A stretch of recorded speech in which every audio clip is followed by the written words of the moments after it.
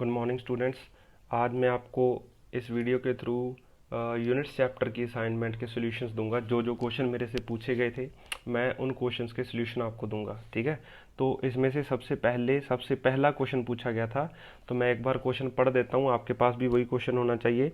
और देखिए, which of the following sets can not enter into the list of fundamental quantities in any system of units. तो हमारे पास चार sets हैं और बोला गया है कि इनमें से कौन सा फंडामेंटल क्वांटिटीज में एंटर नहीं कर सकता। फंडामेंटल क्वांटिटीज, देखिए ऐसा है, फंडामेंटल क्वांटिटीज होने के लिए मतलब एक सेट बनाने के लिए तीनों क्वांटिटीज इंडिपेंडेंट होनी चाहिए। इंडिपेंडेंट का मतलब जैसे हमारे पास होता है लेंथ, मास, टाइम, ये एक दूसरे पे डिपेंड नहीं करती, तीनों इंडिपेंडेंट है, तो इनको हम एक कैटेगरी में रख सकते हैं, ठीक है। तो दूसरा मतलब अब कोई और सिस्टम, कोई कहे, आप कहें कि मैं अपना सिस्टम बनाना चाहता हूं, तो आप आज़ाद हो बनाने के लिए, बट वो स्टैंडर्ड इंटरनेशनल नहीं होगा, वो आपका होगा और आपको हक है, आप कैसा भी सिस्टम बना सकते हैं, ठीक है। तो उसमें आप कहते हैं कि भाई मैं लेंथ, मास और टाइम को भी नहीं मानता, मैं अपने इंडिपेंडेंट क्वांटिटीज़ या फंडामेंटल क्वांटिटीज़ मैं अपनी खुद की बनाना चाहता हूँ। तो अगर आप मान लीजिए खुद की बनाते हैं, आप रखते हैं मास, एक्सेलरेशन एंड फोर्स, बोलते हैं कि मैं इन तीनों को फंडामेंटल मानता हूं, तो ये कभी भी फंडामेंटल नहीं हो सकती। क्यों? क्योंकि फोर्स तो बनती मास इंटू एक्सेलरेशन से है, तो ये तो ड्राइव्ड होगी, इन दोनों से ड्राइव होके ये बनती है, तो ये तीनों इंडिपेंडेंट या फंडामेंटल कैसे हो सकती हैं, ठीक है। इसीलिए जो भी एक सेट है फंडामेंटल क्वांटिटीज का, वो तीनों इंडिपेंडेंट होनी चाहिए। तो इसमें से उन्होंने पूछा कि कौन सी एंटर नहीं कर सकती, तो इसमें से बी ऑप्शन सही है। बी एंटर नहीं कर सकती क्योंकि देखिए उसमें है लेंथ, टाइम एंड वेलोसिटी। अब वेलोसिटी तो बनती ही लेंथ अपॉन टाइम से है, लेंथ अपॉन टाइम। तो अगर ये दोनों इंडिपेंडेंट क्वांटिटीज होगी तो ये ड्राइव्ड क्वांटिटी होगी, मतलब ये दोनों फंडामेंटल तो ये ड्राइव्ड, तो ये तीनों एक सेट में एंटर नहीं कर सकती, ठीक है। इसीलिए ऑप्शन बी है। बाकी कोई भी चेक कर लीजिए, पहले में देखिए लेंथ, मास, वेलोसिटी, ठीक है। जो ए ऑप्शन है उसमें क्या है, ये सही ऑप्शन है, मतलब जो आंसर है यही है। तो ए ऑप्शन में देख लीजिए लेंथ, मास और टाइम, सॉरी वेलोसिटी। तो जो वेलोसिटी है वो मास और लेंथ को मिला के नहीं बनती, इसीलिए हम इसको एक सेट में रख सकते हैं। ऐसे ही बाकी के ऑप्शन भी आप चेक कर लीजिए, ठीक है। सी ऑप्शन है mass, time and velocity, mass time को मिला के वेलोसिटी नहीं बनता, मतलब वो सेट एक बन सकता है जिसमें दो को मिला के तीसरा ना बने, ठीक है। मतलब तीनों एक दूसरे से इंडिपेंडेंट हो, इसीलिए ऑप्शन इसका बी है, ठीक है। इसके बाद क्वेश्चन पूछा गया, होप आपको समझ आया होगा जो मैं कहना चाहता हूं। अब इसके बाद है क्वेश्चन नंबर 6। क्वेश्चन नंबर 6 में पूछा गया है, which of the following system of units is not based on the unit of mass, length and time alone, ठीक है। मतलब लेंथ, मास और टाइम, सिर्फ इन तीनों को लेके ही कौन सा सिस्टम नहीं बना है। तो अगर आपने ध्यान से सुना होगा तो मैंने आपको सीजीएस के बारे में बताया था। CGS, CG stands for centimetre, ji stands for gram, S stands for time. तो ये जो सीजीएस सिस्टम था ना, ये सिर्फ तीनों को लेके बनाया गया था, ये लेंथ होगी, ये मास, ये टाइम। ऐसे ही बी, बी ऑप्शन, इसमें बी ऐसा ही है, मैं जस्ट आपको बता रहा हूं। चलो हम अपना उसके हिसाब से कर लें। ये सी ऑप्शन था, ये सी ऑप्शन है। तो ए ऑप्शन है जो, वो है F P S system.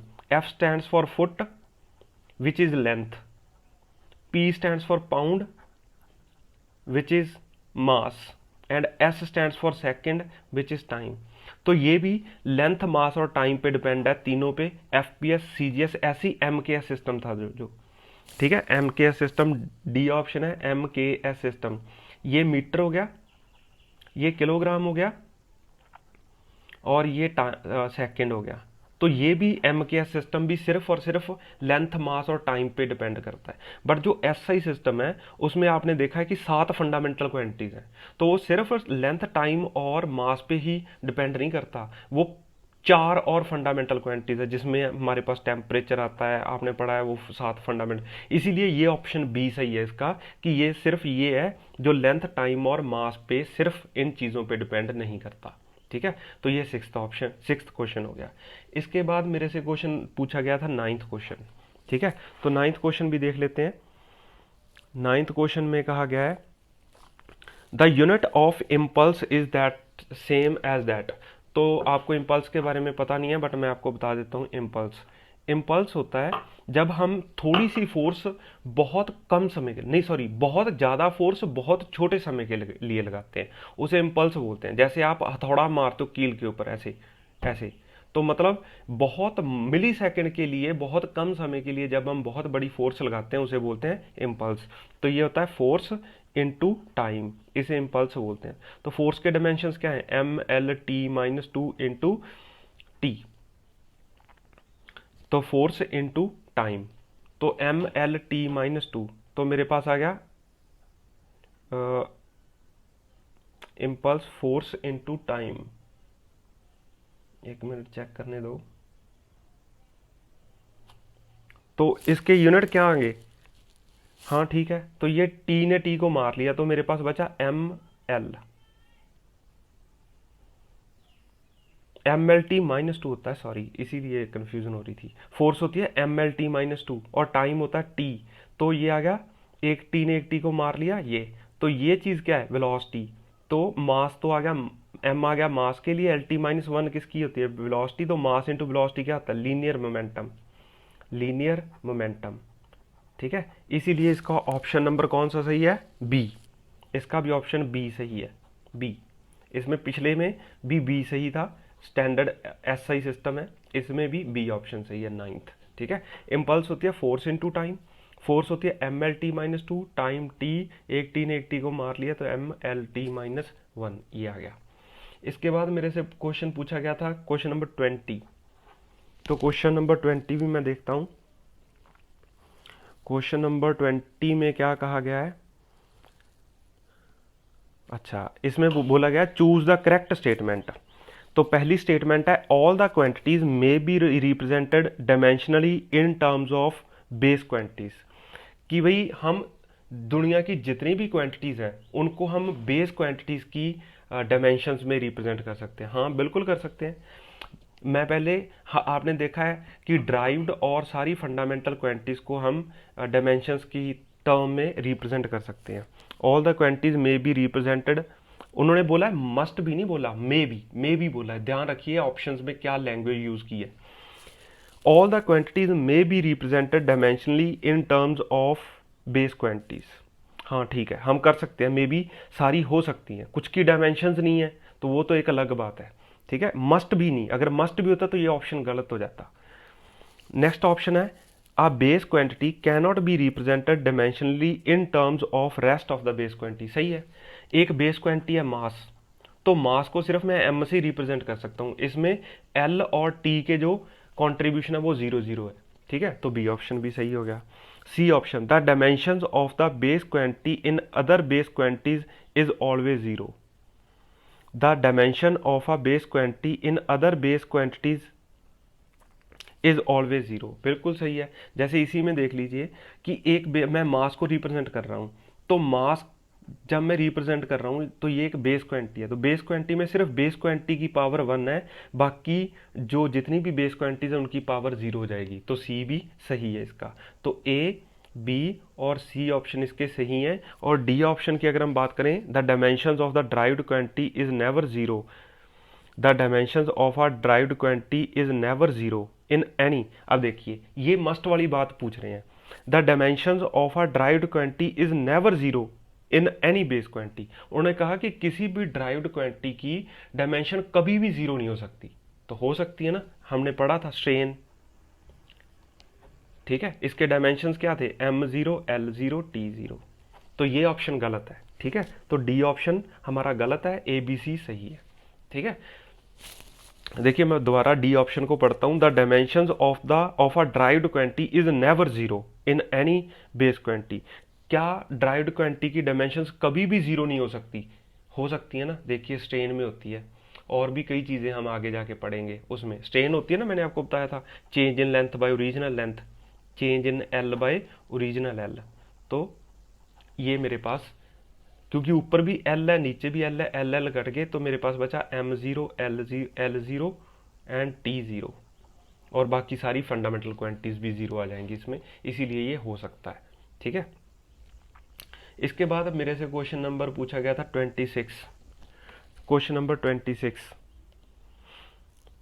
Question number 26 में पूछा गया, ये अच्छे क्वेश्चन हैं, 26 से स्टार्ट होते हैं। The velocity in centimetre per second of a particle is given in terms of time t in second by the equation v is equal to a t plus b upon t plus c.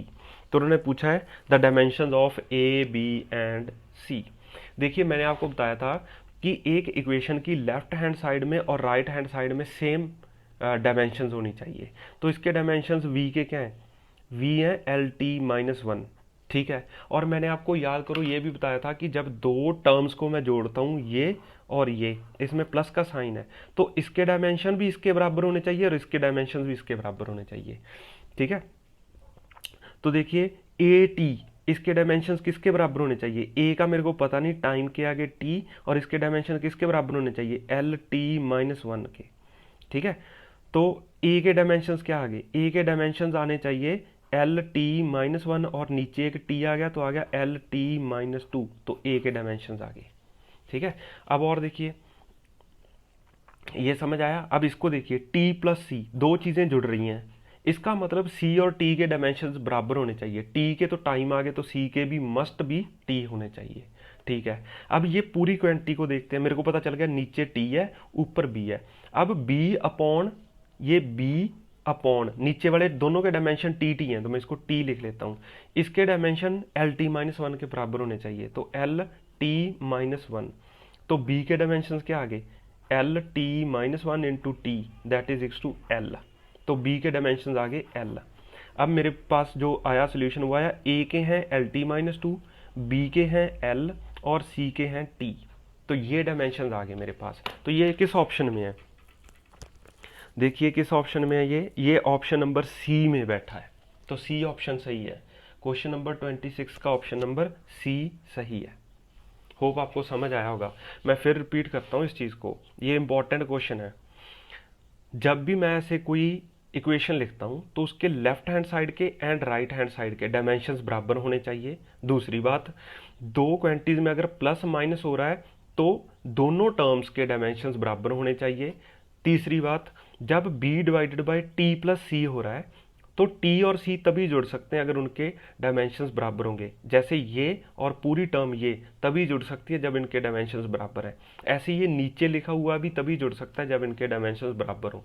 तो वहां से मेरे को पता चल गया c के dimension t के बराबर होने चाहिए, और b अपॉन टी प्लस सी। अब t और c के डायमेंशंस तो t हैं, तो वो मैंने t लिख लिया, और b के डायमेंशंस मैंने इस यहाँ से फाइंड कर लिए, क्योंकि इसके डायमेंशन और v के बराबर होने चाहिए, ऐसे ही a और t के बराबर होने चाहिए। ठीक है, आगे चलते हैं। आगे क्वेश्चन नंबर 27, 28 भी पूछे गए हैं। ठीक है, 27 एंड 28, क्वेश्चन नंबर 27 भी देखते हैं।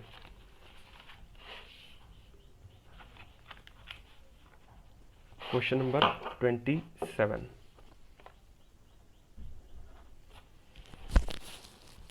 क्वेश्चन नंबर 27 में क्या पूछा गया है, बोला गया है the time dependence of a physical quantity p। Question number 27, 26 के बाद 27, तो बोला गया है p is equal to P naught exponential e। E X P लिखा है ना, तो इसका मतलब है एक्सपोनेंशियल। ई एक्स पी का मतलब है एक्सपोनेंशियल।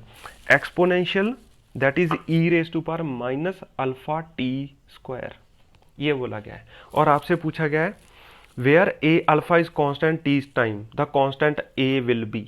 तो अल्फा के डायमेंशंस क्या होंगे, ये पूछा। बेसिकली अल्फा के बारे में आपको पूछा है कि क्या होंगे। अगर आपको याद हो तो मैंने आपको बताया था लेक्चर में, अपने थ्योरी लेक्चर में, कि साइन के दैट इज ट्रिग्नोमेट्रिक फंक्शंस के, ट्रिग्नोमेट्रिक फंक्शंस के, ट्रिग्नोमेट्रिक फंक्शंस के, लॉगरिदमिक फंक्शन के, एक्सपोनेंशियल फंक्शंस के, सबके जो डायमेंशंस हैं वो ये तीनों के डायमेंशन जीरो होते हैं। मतलब ये डायमेंशन लेस होती हैं क्वांटिटीज, डायमेंशन लेस क्वांटिटीज। तो जो एक्सपोनेंशियल है ई रेस टू पर माइनस अल्फा टी स्क्वायर लिखा है, और टी बोला गया टाइम है, तो इन दोनों के डायमेंशंस मिला के क्या होने चाहिए, जीरो। इसका मतलब अल्फा इंटू टी स्क्वायर के जो डायमेंशन है वो जीरो होने चाहिए। ठीक है, जीरो का मतलब अब ये अलजेब्रा की तरह नहीं है कि अगर मैं इसको टी को इससे डिवाइड कर दूंगा तो ये जीरो हो जाएगा, ऐसा नहीं है। तो अल्फा के डायमेंशंस टी, ये जीरो बनाने के लिए अल्फा के डायमेंशन क्या होने चाहिए, T minus two into T two, तभी तो टी के डायमेंशन जीरो आएंगे। तो अल्फा के डायमेंशन क्या होने चाहिए, टी माइनस टू। ठीक है, अगर अल्फा के डायमेंशन टी माइनस टू होंगे, मतलब कहने का ऐसे नहीं जीरो नहीं लिखना चाहिए, टी रेस टू पर जीरो, यहाँ डायमेंशन लेस होनी चाहिए, इसको डायमेंशन लेस ऐसे लिख लेते हैं, जीरो से कन्फ्यूजन हो सकती है। डायमेंशन लेस, ये डायमेंशन लेस क्वांटिटी होनी चाहिए। ठीक है, तो अगर अल्फा और टी स्क्वायर को मिला के डायमेंशन लेस बनाना है तो अल्फा टी माइनस टू होने चाहिए। तो इसमें जो ए ऑप्शन है, बोला गया alpha will be dimensionless, नहीं नहीं, अल्फा के डायमेंशन है T minus two. B option में will have a dimension of t minus two, तो सही है बी ऑप्शन इसका। ठीक है, 27 का ऑप्शन नंबर बी। मैं आपको एक चीज़ रिकमेंड करता हूँ, जब भी क्वेश्चन आप कर रहे हैं तो सारे के सारे ऑप्शन पढ़ने हैं आपको, ये अनिवार्य है कि आपको सारे के सारे ऑप्शन पढ़ने हैं, चाहे आपका पहला ही आंसर मैच हो जाए। तो सी ऑप्शन भी पढ़ेंगे हम। Will have a dimension of as that of P, नहीं, गलत है, पी के डायमेंशन इसके नहीं होंगे। Will have a dimension equal to the dimension of P multiply by T minus two, नहीं, ऐसे भी नहीं है, ऐसा नहीं है। ठीक है, तो आपको सभी ऑप्शंस पढ़ने हैं, ये आप आदत बनाइए अपनी। आगे क्वेश्चन नंबर 28।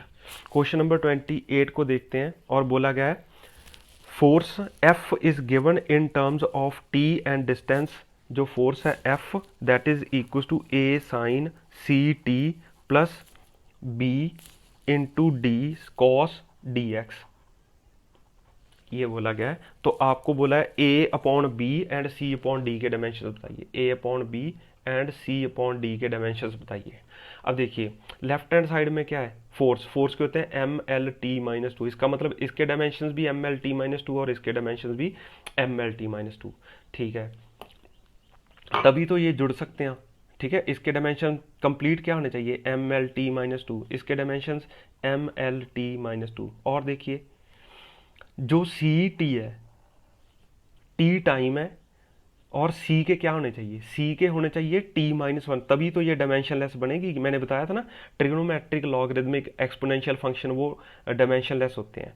तो साइन सी टी है जो, वो डायमेंशन लेस होने के लिए इसके डायमेंशन जीरो होने चाहिए। तो मतलब ये सी एंड टाइम टी के हो गए टी, ये डायमेंशन लेस होनी चाहिए, डायमेंशन लेस क्वांटिटी होनी चाहिए। तो सी के क्या होने चाहिए, टी माइनस वन, तो T into T minus one क्या आ जाएगा, डायमेंशन लेस क्वांटिटी। इसीलिए सी के डायमेंशन तो मेरे पास आ गए टी माइनस वन, और ए के क्या होंगे, अगर ये क्वांटिटी डायमेंशन लेस है तो ए के तो इसके बराबर ही होनी चाहिए, तो ए के क्या होने चाहिए, M L T minus two. ठीक है, देखिए ना, अगर इस पूरी टर्म के dimension M L T minus two होने चाहिए, और साइन सी टी डायमेंशन लेस है, तो ए के तो M L T minus two होने चाहिए, तभी तो ये पूरी M L T minus two आएगी। सिमिलरली सिमिलरली सिमिलरली अब कॉस डी एक्स है, तो मैं सिंपली लिख सकता हूँ डी, और एक्स के क्या है एल, तो ये डायमेंशन लेस होनी चाहिए, डायमेंशन लेस क्वांटिटी। ठीक है, तो डी के डायमेंशन क्या होने चाहिए, डी के डायमेंशन होने चाहिए एल माइनस वन, तभी तो ये क्या होंगे, ये डायमेंशन लेस क्वांटिटी बनेगी। तो डी के आगे एल माइनस वन, तो बी के क्या आगे, ये ए के आगे थे, और बी के डायमेंशन क्या आगे, बी के भी आ जाएंगे M L T minus two, क्योंकि ये पूरी की पूरी क्वांटिटी फोर्स के डायमेंशंस वाली होनी चाहिए। और जो पीछे बची हुई ये चीज़ है, ये तो डायमेंशन लेस है, तो बी के dimension M L T minus two होने चाहिए। तो ए अपॉन बी है, जो ए अपॉन बी मैं लिखूंगा, तो ये ए है और ये बी है, तो इसके डायमेंशन क्या आ जाएंगे, M zero L zero T zero. और similarly C upon D, C कितना है टी माइनस वन, और डी कितना है एल माइनस वन, तो कितने आने चाहिए एल टी माइनस वन। तो एक ये और ये ऑप्शन है कहीं, चेक करते हैं हम। तो ऑप्शन नंबर सी देखिए, 28 का आंसर है सी, बाकी भी आप चेक कर लीजिए। ठीक है, तो आपको जो सी ऑप्शन है वो इसी के बराबर मिलेगा। सी ऑप्शन में देखिए M zero L zero T zero and M zero L one T minus one, तो सी ऑप्शन इसका सही ऑप्शन है। ठीक है, इसके बाद है मेरे से पूछा गया क्वेश्चन नंबर 32।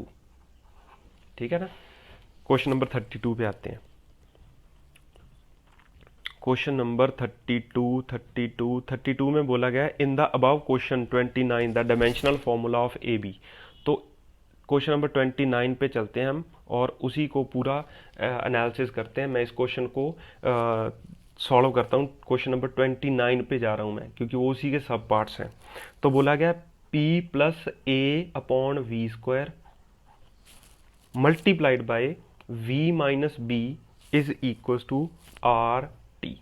तो देखिए हमारे पास ना एक ये थोड़ा सा मतलब शायद आपने केमिस्ट्री में पढ़ लिया हो, एक आइडियल गैस इक्वेशन होती है, आइडियल गैस इक्वेशन। ठीक है, तो ये इसमें होता है P V is equal to N R T, where P is pressure, ठीक है, V is volume, N is number of moles, number of moles ये नंबर है भाई। ठीक है, ये मोल्स इसके डायमेंशन नहीं आएंगे, इसमें कंफ्यूज मत हो जाना, ये नंबर है। It will be 1 2 3 4 5 6 7 any number, तो उसके तो डायमेंशन नहीं होते। आर इज गैस कांस्टेंट, ये भी आप आगे जाके पढ़ोगे, अभी के लिए आपके लिए ये सिर्फ क्वांटिटी है, गैस कांस्टेंट। ठीक है, और टी इज टेम्परेचर, ये टी टेम्परेचर है। तो देखिए इसके और इसके डायमेंशंस, लेफ्ट हैंड साइड और राइट हैंड साइड के डायमेंशंस बराबर होने चाहिए। तो हम ना इसमें से सब चीज़ें निकाल लेते हैं, ए बी, ए और बी है दो चीज़ें, तो उसके बाद जो भी वो आपसे पूछें वो आप फाइंड करके बता देना। तो मैं सिर्फ इस टर्म को लेता हूँ, इस टर्म को, प्रेशर पी के जो डायमेंशन है वही ए अपॉन वी स्क्वायर के होने चाहिए, क्योंकि ये जुड़ रहे हैं दोनों। ठीक है, तो इसके डायमेंशंस बराबर होने चाहिए। तो पी के डायमेंशन होते हैं फोर्स अपॉन एरिया, तो फोर्स होते हैं M L T minus 2 upon L square area के। तो मेरे पास आया M L minus 1 T minus 2, ये तो प्रेशर के आगे। ठीक है, ये प्रेशर के, इसका मतलब M L minus 1 T minus 2 dimension ही किसके होने चाहिए, ए अपॉन वी स्क्वायर के। तो वी क्या है, वी है वॉल्यूम, तो इसके तो आगे ए अपॉन वॉल्यूम क्या आती है, लेंथ क्यूब, तो लेंथ क्यूब का होल स्क्वायर है, that is equal to A upon L 6 आ गए। तो एल 6 को मैं इधर ले जाता हूँ तो ए के डायमेंशन आ जाएंगे, M L minus 1 T minus 2 multiply by L 6 is equal to A. तो अब इसको मैं सॉल्व करूंगा तो एम एल 5, ठीक है, 6 में से एक गया तो 5 एंड टी माइनस 2, ये ए के डायमेंशन आ गए। ऐसे ही मैं बी के डायमेंशन भी निकालूंगा। तो बी के डायमेंशन निकालना भी बड़ी बात नहीं है, ये तो सिंपली दिख रहा है क्योंकि वो वॉल्यूम से सब्ट्रैक्ट हो रहा है। तो बी के डायमेंशन क्या आ गए, एल क्यूब। ठीक है, अब मैं सारे क्वेश्चन इसमें देख लेता हूँ। 29 में पूछा क्या था, the dimension of A are same as that those of, तो ए के डायमेंशन किसके बराबर होंगे, ए के डायमेंशंस। ठीक है, 29th क्वेश्चन में पूछा गया है where P is pressure, R is a molar gas constant, A and B are van der Waals constant, the dimensions of A are as A are the same as those of, A के dimensions किसके बराबर होने चाहिए, A के dimensions होने चाहिए P we square के बराबर। ठीक है, तो A के dimensions किसके बराबर है, A के dimensions पी वी स्क्वायर के बराबर है। ठीक है, ए के डायमेंशन, यहाँ पे देखो ना हमने वी स्क्वायर के डायमेंशंस को मल्टीप्लाई कर दिया प्रेशर के डायमेंशंस के साथ, तो ए के डायमेंशंस तो आगे पी वी स्क्वायर के जितने, तो इसका ऑप्शन नंबर बी सही है। ठीक है, क्वेश्चन नंबर 29 का बी। आगे चलते हैं, क्वेश्चन नंबर 30 में पूछा गया in the above question the dimensions of B are as same as that of volume. ठीक है, बी ऑप्शन, क्वेश्चन नंबर 30 का आंसर भी है बी, क्योंकि बी और वी के डायमेंशन सेम होने चाहिए, तो ये आ गया। Question number 31, in the question number 29 the dimensions of nrt are that same are the same as those of, किसके बराबर होने चाहिए, nrt के डायमेंशंस, तो वो किसके बराबर होने चाहिए, देखिए प्रेशर इनटू वॉल्यूम के बराबर होने चाहिए, P V is equal to N R T. ठीक है, तो प्रेशर इनटू वॉल्यूम इसके बराबर होने चाहिए। तो प्रेशर क्या आता है, force upon area into volume क्या है, एरिया इनटू लेंथ। ठीक है, तो एरिया ने एरिया को मार लिया, फोर्स इनटू लेंथ, ये तो मेरे पास क्या आ गया, वर्क डन। और वर्क डन किसके बराबर होता है, ये आप धीरे धीरे प्रैक्टिस से समझ जाएंगे, अभी के लिए ये आपके लिए टफ हो सकता है क्वेश्चन, बट ऐसा ही है। प्रेशर होता है फोर्स अपॉन एरिया, वॉल्यूम होता है एरिया इंटू लेंथ, एरिया ने एरिया को मार लिया, फोर्स इंटू लेंथ किसके बराबर आ गया, ये होता है वर्क डन। और वर्क डन या एनर्जी। ठीक है, तो इसके डायमेंशन एन आर टी के एनर्जी के बराबर होने चाहिए, तो एनर्जी, तो 30 क्वेश्चन नंबर 31 का जो ऑप्शन है वो है ए। ठीक है, आपने क्वेश्चन नंबर 32 पूछा था, मेरे हिसाब से अब ये सॉल्व हो चुका है, कोई खास बड़ी बात नहीं है। 32 के in the above question the dimensional formula of A B is, तो ए बी का डायमेंशनल फार्मूला पूछा है, दोनों को मल्टीप्लाई कर दो, कितना आया ML5T-2 L क्यूब, तो आया ML8T-2, तो ऑप्शन नंबर कौन सा है इसमें, ML8T-2, option number D, D for dog. तो ये भी क्वेश्चन हो गया सॉल्व। ठीक है, आगे चलते हैं। आगे अकीरा ने क्वेश्चन पूछे थे, क्वेश्चन नंबर 67, 68, 69, 71 एंड एक आगे वाली असाइनमेंट में से क्वेश्चन नंबर 4 पूछा था। तो अब ये अकीरा की तरफ से पूछे गए क्वेश्चंस के आंसर्स हैं। देखिए क्वेश्चन नंबर 67, क्वेश्चन नंबर 67 पे चलते हैं आगे। क्वेश्चन नंबर 67 ये आ गया, बोला गया internal radius of the ball is 3 centimetre. ये तो बहुत आसान क्वेश्चन था, ये तो 10th के मैथ्स का क्वेश्चन है। ये क्वेश्चन ऐसे और ऐसे, ये एक स्फीयर है, ठीक है, तो स्फीयर का अंदर वाला रेडियस है 3 सेंटीमीटर, आपको यूनिट्स का ध्यान रखना है, ठीक है, और बाहर वाला 4 सेंटीमीटर। तो हमें इस मटेरियल की वॉल्यूम चाहिए थी, इस मटेरियल की वॉल्यूम, ठीक है। तो इस मटेरियल की वॉल्यूम फाइंड करने के लिए क्या करें, बाहर वाले स्फीयर की वॉल्यूम में से अंदर वाले स्फीयर की वॉल्यूम सब्ट्रैक्ट कर दो, ठीक है, तो आ गया 4/3 पाई इंटू 4 क्यूब, ठीक है। ऐसे होता है ना, स्फीयर की वॉल्यूम 4/3 पाई आर क्यूब, तो बाहर वाला रेडियस इतना है, -4/3 पाई 3 क्यूब, ठीक है। तो 4/3 पाई मैं कॉमन ले लेता हूँ, तो 4 क्यूब होता है 64 और ये 3 क्यूब होता है 27, ठीक है। तो 64 में से 27 निकालोगे तो कितना आ गया, ठीक है, 64 - 27, 14 में से 7 गया 7, तो यहाँ पे रह गया 5, 5 में से 2 गया 3, सही किया ना, 64 ही होता है ना, 4 × 4 × 4, 3 3 9, 9 3 27, तो 14 में से 7 गया 7 और यहाँ पे बच गया 5, 5 में से 2 गया 3, तो मेरे पास आ गया 4 × 37 × π/3। तो इसको अगर आप मल्टीप्लाई करोगे, 7 4 28, 2 4 3 12 एंड 2 14, तो यही ऑप्शन, यही आंसर है इसका, ठीक है, क्वेश्चन नंबर 67। इसके बाद पूछा गया है 68, तो 68 में से ये इंपॉर्टेंट चीज़ समझने वाली है, उन्होंने बोला है 126 रेज़ टू पावर 1/3। अगर ये क्वेश्चन होता 126 रेज़ टू पावर 1/2, तो इनको करने के तरीके अलग अलग होते।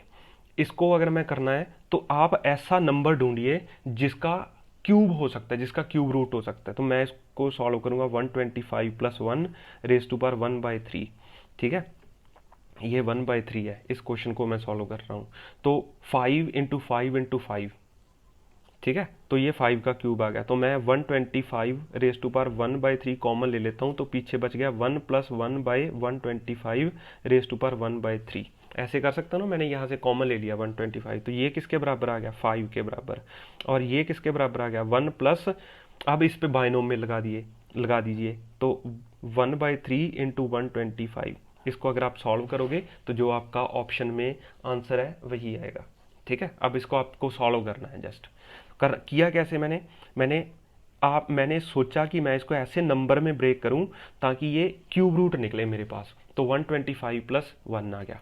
अब 125 मैंने कॉमन ले लिया यहाँ से, तो इसका 1 मतलब क्यूब रूट मैंने कॉमन निकाल लिया, तो यहाँ से निकाला तो 1 बच गया, और इसका 1/125 आ जाएगा, ठीक है, और इसकी पावर 1/3 रही।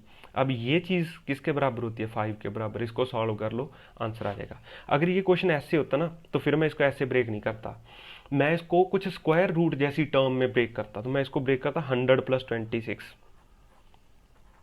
1/2, तो 100 मैं कॉमन ले लेता यहाँ से, तो मेरे पास बचा 1 + 26/100, और इन दोनों की पावर है 1/2। ऐसे भी तो कर सकते हैं, ये भी चीज़ मैंने वैसी की है, ठीक है, यहाँ पे मैंने शॉर्टकट यूज़ कर लिया, मैंने इसको पहले बार निकाल लिया। अब इसको मैं ऐसे लिख सकता हूँ 100 रेज़ टू पावर 1/2 एंड 1 + 26/100 1/2, तो ये तो मेरे पास आ जाता 10, और इस पर मैं बाइनोमियल लगाता तो 1 + 26/2 × 100, सीधा पावर को मल्टीप्लाई कर देते हैं साथ में, ठीक है, तो ऐसे सॉल्व कर लेते इसको, ठीक है, होप आपको समझ आया होगा। अगर नहीं समझ आया तो प्लीज़ मेरे को बताइएगा कि आपको नहीं समझ आया, तो मैं आपको और एक्सप्लेन कर दूंगा। बट मेरे हिसाब से बहुत सिंपल है, बाइनोमियल लगानी है, सिंपल, कोई ख़ास बात नहीं है। इसके बाद क्वेश्चन नंबर 68 के बाद 69 भी पूछा गया है, तो क्वेश्चन नंबर 69 भी देख लेते हैं। देखिए अब ये चीज़ है जो ऐसा बोला गया है, ऐसे ऐसे आपको पहले तो इसके यूनिट्स का ध्यान रखना है, ठीक है। बोला गया this is 1.8 degrees and this is H and this is 1 metre, ठीक है। और आप यहाँ से देख रहे हो तो एच बताना है आपको। मैंने आपको बोला था कि जब भी ये एंगल्स बहुत छोटे हों, when theta is very small, when theta is very small, जब थीटा बहुत छोटा होता है तो साइन थीटा है जो वो अप्रॉक्सीमेटली हम थीटा के बराबर लिख लेते हैं, और टैन थीटा होता है जो वो अप्रॉक्सीमेटली हम थीटा के बराबर लिख लेते हैं, और कॉस थीटा को अप्रॉक्सीमेटली हम 1 मान लेते हैं, ठीक है। अब ये एंगल है 1.8 डिग्री, ये बहुत छोटा है। तो देखिए इसमें ये जो थीटा है ना, थीटा मस्ट बी, ये सब कुछ बताया है मैंने, मस्ट बी इन रेडियन, ये रेडियन में होना चाहिए, ठीक है, ये रेडियन में होना चाहिए थीटा। तो इसको मैं लिखूंगा tan 1.8, ये तो मेरे पास डिग्री है में आ गया, इसको रेडियन में चेंज करने के लिए पाई बाय 180 से मल्टीप्लाई करूंगा तो ये रेडियन में आ गया, is equal to opposite by adjacent side, adjacent side है 1। तो अब ये क्योंकि एंगल बहुत छोटा है तो इसको मैं अप्रॉक्सीमेटली इसी के बराबर लिख दूंगा, ठीक है। tan theta is approximately theta, तो थीटा कितना है 18/10 इंटू पाई बाई 180, तो ये भी 10 रह गया, that is equal to H. तो मेरे पास आ गया this implies H is equal to pi by 100, but ये है किस में, मीटर में, तो आंसर किस में है, सेंटीमीटर में, ठीक है। तो अगर मैं सेंटीमीटर में करूंगा तो सिंपली पाई सेंटीमीटर आंसर आ जाएगा, यही इसका आंसर है, ठीक है। तो इसमें कॉन्सेप्ट ये था कि अगर ये एंगल बहुत छोटा है तो हम टैन थीटा और साइन थीटा को अप्रॉक्सीमेटली थीटा मान लेते हैं, बट वो थीटा रेडियन में होना चाहिए, तो आपको रेडियन में चेंज करना चाहिए, आना चाहिए। अगर मैं 30 डिग्री को रेडियन में करता हूँ तो पाई बाय 180 से मल्टीप्लाई करूंगा, देखिए वो कैसे है, मैंने आपको बताया ना, pi radian is equal to 180 degree, तो 1 degree is equal to pi by 180 radian is equal to 1 degree, तो यहाँ से आया है। तो जितना भी एंगल होगा 30 डिग्री है तो 30 को 180 से मल्टीप्लाई कर दो, आपके पास आंसर आ जाएंगे, ठीक है। तो ये पाई बाय 6 आंसर आ जाएगा इसका। तो ये बड़ा एंगल है, बट ये 1-2 डिग्री 3 डिग्री तक ये चल जाता है काम, ठीक है। ओके, इसके बाद क्वेश्चन नंबर 71 पूछा गया। 71 जो क्वेश्चन है ना, वो तो सिंपली क्या चीज़ है, वो सिंपली सिमिलर ट्राइंगल का कॉन्सेप्ट है, ठीक है। आपको जो ये चीज़ें आपको सिखाई जा रही हैं क्योंकि आगे जाके इनका काफ़ी यूज़ होता है। तो ये सिमिलर ट्राइंगल जैसी चीज़ है, ये 4 है, ये x है, ये 2 है, और ये मेरे पास y है, और ये मेरे पास 2 है, और ये मेरे पास टोटल 3 है, ठीक है। तो सिंपली हम क्या करेंगे, सिमिलर ट्राइंगल का कॉन्सेप्ट लगा देते हैं, एक ये बड़ा ट्राइंगल, एक ये छोटा ट्राइंगल, और एक ये ट्राइंगल, तीनों सिमिलर है, ठीक है, क्योंकि ये सारी लाइंस पैरेलल है। तो मैं लिख सकता हूँ 4 divided by 3, that is this side divided by this side is equal to x divided by 2 is equal to 2 divided by y। यहाँ से आप सॉल्व कीजिए, आपके पास हर एक आंसर आएगा, ठीक है। मतलब this side divided by this side, this side divided by this side, 2 divided by y, ये सारे बराबर होने चाहिए, ठीक है। ये कहाँ से आया, सिमिलर ट्राइंगल कॉन्सेप्ट से, सिमिलर ट्राइंगल कॉन्सेप्ट, ठीक है। तो यहाँ से आप x की वैल्यू निकालोगे तो x की वैल्यू आ गई 8/3, और अगर आप y की वैल्यू निकालोगे, पहले इन दोनों को ले लिया तो x की वैल्यू आ जाएगी, इसको और इसको कंसिडर किया, that is 4/3 is equal to 2.y, तो y की वैल्यू कितनी आ गई मेरे पास 6/4, दैट इज इक्वल टू, या इसको पहले ही मार लेते हैं 3/2, तो y की वैल्यू आ गई 3/2, यही आंसर है इसका, ठीक है। ये 3/2 इसका आंसर आ गया। इसके बाद आपने मेरे से क्वेश्चन नंबर 4 पूछा है अगली असाइनमेंट का, ठीक है। तो एक अच्छा क्वेश्चन है, वैसे तो मैंने आपको बता ही दिया है पहले, बट फिर भी हम उसको कर लेते हैं। क्वेश्चन नंबर 4, नेक्स्ट असाइनमेंट का क्वेश्चन नंबर 4 है।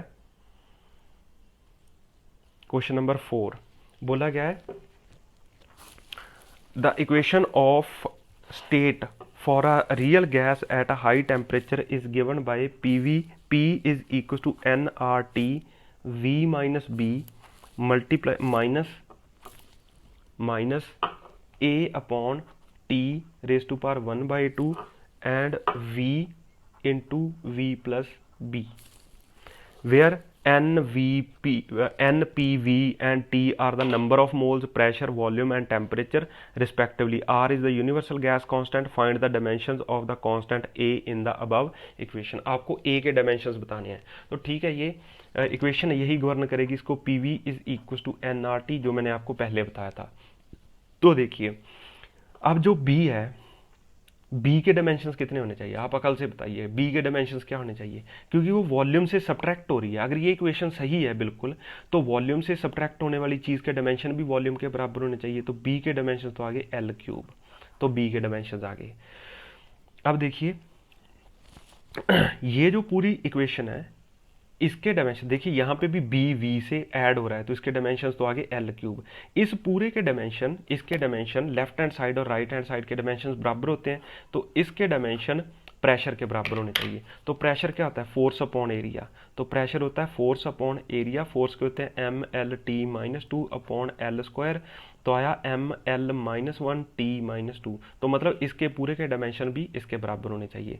तो मैं इसके बराबर लिख लेता हूँ ML-1T-2 A अपॉन टेम्परेचर के, तो आगे इसको K से लिखते हैं, K-1/2, positive 1/2 into volume. Volume के आगे L3, और इसके भी कितने आ जाएंगे, इसके और इसके L है, तो इसके भी L3 आ जाए। ऐसे नहीं कि मतलब एक बार इसके लिख लिए एक बार इसके, क्योंकि डायमेंशंस लिख रहे हैं हम, तो इन दोनों के डायमेंशन क्या है, L3। तो मैंने L3 लिख लिया। अब A को सॉल्व करना कौन सी मुश्किल बात है, इधर मल्टीप्लाई कर दीजिए, ठीक है, इधर मल्टीप्लाई कर दीजिए आप simply. ML-1T-2 into K 1/2 and L⁻⁶। तो ए के डायमेंशन आ गए, वो कितने आ गए, ए के डायमेंशन, ए के डायमेंशन आ गए M1, L कितना आ गया L5, T-2, K 1/2। के टेम्परेचर को डिफाइन करते हैं ना, के टेम्परेचर के डायमेंशन के होते हैं। तो ए आ गया, ये ए के डायमेंशन आ गए। इसमें कौन सी रॉकेट साइंस है, बहुत आसान है। बस आपको ये ध्यान रखना है कि किसी भी इक्वेशन में लेफ्ट हैंड साइड के और राइट हैंड साइड के डायमेंशंस बराबर होने चाहिए, अगर वो इक्वेशन सही है, और उसमें जुड़ने वाली टर्म्स के डायमेंशन भी बराबर होने चाहिए। जैसे v-b, तो b के डायमेंशंस v वाले होने चाहिए, तो L3 आगे। ऐसे ये पूरी टर्म की इक्वेशन प्रेशर के बराबर होने चाहिए, तो मैंने इसके बराबर लिख लिया। टेम्परेचर है तो उसको K से लिखते हैं, डायमेंशंस इसके केल्विन, ठीक है, इसलिए K से। तो इसके तो 1/2 आ गया, और वॉल्यूम के डायमेंशंस L3 हैं, और इन दोनों के डायमेंशंस भी L3 और L3 हैं, तो मैंने इनको L3 लिख लिया।